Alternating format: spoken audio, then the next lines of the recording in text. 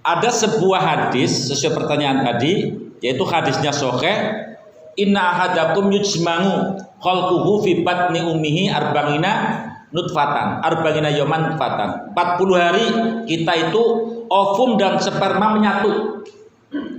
Saat manusia mengeluarkan maninya, mengecertkan maninya, ini menurut dokter ada 100.000 bibit, masing-masing bersaing.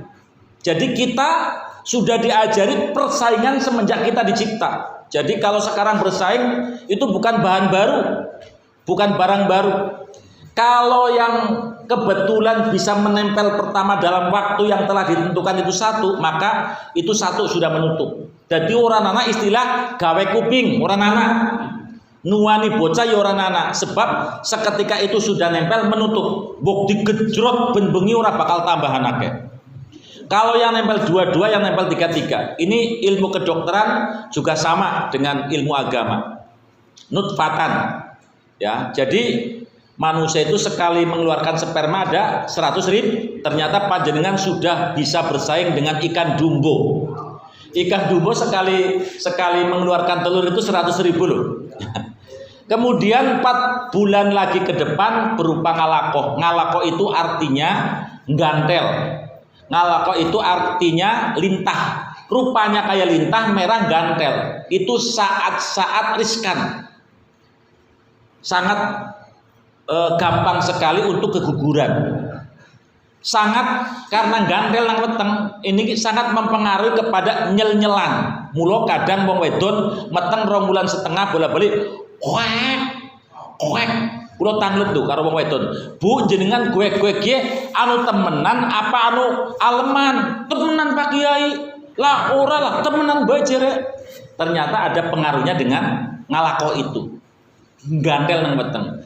Summa misla dalika 40 hari kemudian mudghotan. Mudghotan itu bisa berarti daging yang membelah, bagian atas ada rambutnya, ada cungurnya, bagian bawah ada kukunya, kanan kiri ada tangannya membelah. Atau mudghotan itu bisa berarti apa?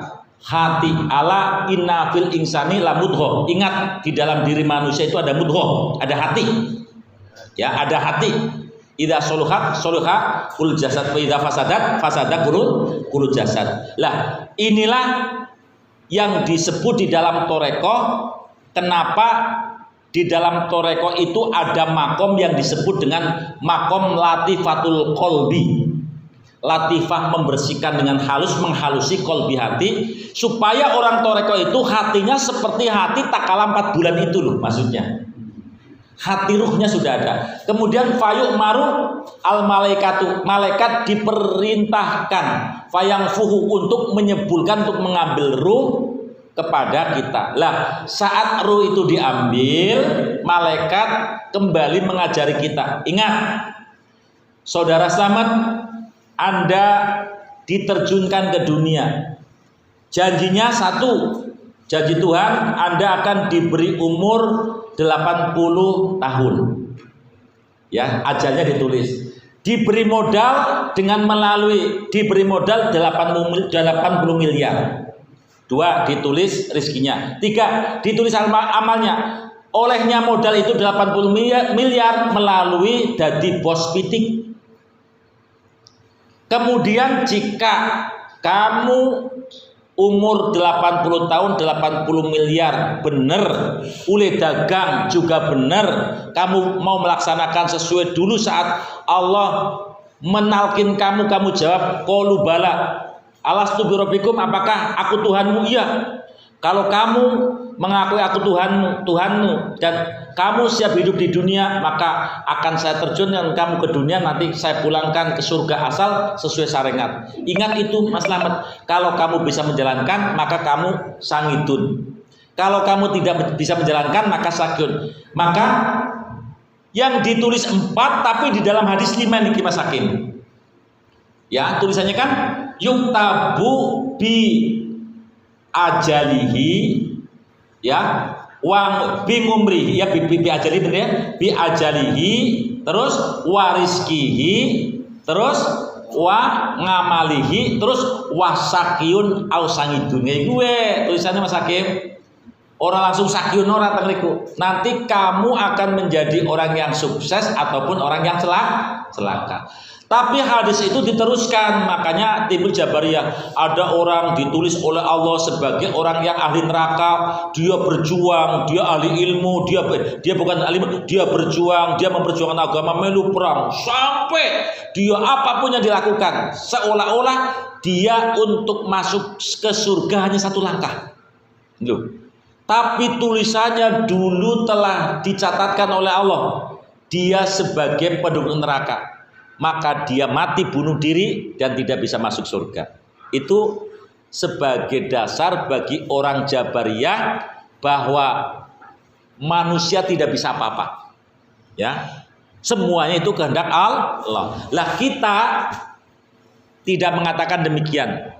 Karena Ahlussunnah wal Jamaah mengatakan bahwa takdir manusia celaka atau bahagia itu termasuk takdir mu'allaq, bukan mubrom. Jadi 4 yang telah diterangkan itu semuanya adalah takdir mu'allaq. Orang bisa berubah dari 70 tahun menjadi 80 tahun. Kemudian rizki manusia itu juga bisa berubah karena manusia itu diberi free will, kebebasan, will memilih. Silakan kamu mau memilih menjadi orang yang pinter atau menjadi orang yang bodoh. Tapi nanti keputusannya oleh Allah. Tetap kalau Qadariyah free will-nya kebebasan, manusia yang menentukan, manusia yang bisa memastikan. Kalau Ahlussunnah wal Jamaah manusia yang berusaha, penentuan takdir nanti Allah Subhanahu. Lah menurut saya bahwa husnul khotimah itu bukan ditulis sebagai husnul khotimah sabiqah.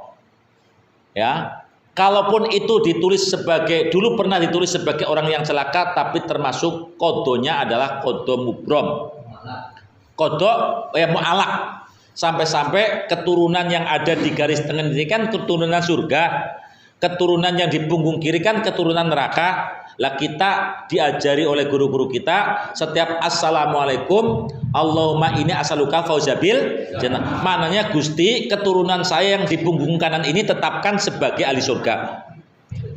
Kemudian yang di punggung kiri ini catatannya di neraka, tapi kita berdoa assalamualaikum warahmatullahi wabarakatuh. Assalamualaikum warahmatullahi. Allahumma ini asalukan najatan minan nari wal ngafang indal. Maknanya Gusti, ya Allah, yang ada di punggung saya dari keturunan ini, yang tadinya engkau tulis sebagai calon neraka, jadikanlah, pindahkanlah menjadi ahli surga. Kapan mulai berada di punggung kita? Saat kita mukallaf. Manusia umur 8 tahun itu sudah ada, 7 tahun sudah ada, di sini sudah ada keturunannya. Oleh sebab itu baginda Nabi mengajari kita, muru auladakum bisolah wahum abna'u sab'in. Perintahkan anak untuk melaksanakan sholat saat ia berumur berapa?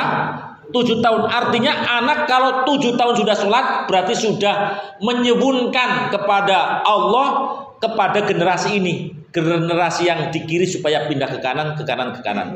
Lah kalau menurut keterangan ini Mas Hakim, jadi kodok takdir tentang tulisan itu memang betul. Kita dulu ditulis oleh Allah, wallahualam apakah sangit atau sangit, ya sangitun au sakiyun, cilaka atau bahagia, tapi itu bisa diusahakan melalui usaha kita yang disebut dengan kodo mu'allaq, kodo yang bisa diperbaiki. Allah menciptakan free will kepada kita, kita berusaha untuk mencari yang terbaik, tapi tidak kebablasan. Kalau Qadariyah pasti yang memastikan manusia, Allah tidak tahu apa-apa.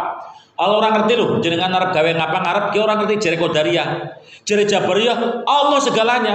Pura-pura sing ngarep ngerti kabeh, menungsa ora bisa apa-apa. Ahlussunnah wal Jamaah itu beda.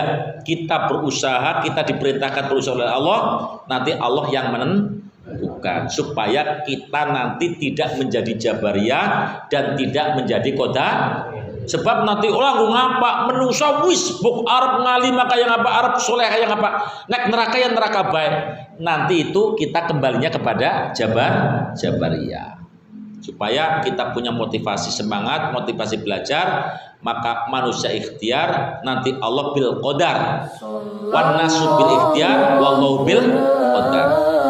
Ala nuril mubin Ahmad al Mustafa